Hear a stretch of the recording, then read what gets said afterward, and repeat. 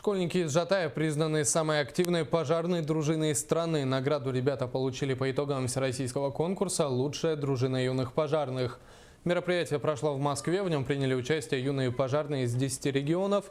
Жатайская дружина «Бесстрашные, отважные и смелые пожарные» представляла Дальний Восток.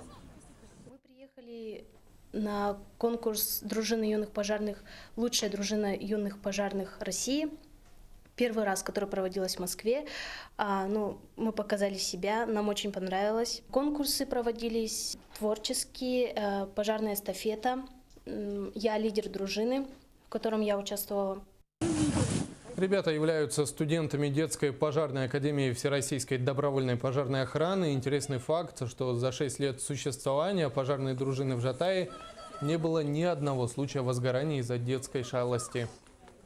В основном мы мотивируем образовательные учреждения создавать дружины юных пожарных, для того, чтобы дети узнавали правила пожарной безопасности и в различных формах деятельности, в творческой, спортивной, познавали эти теоретические моменты по пожарной безопасности.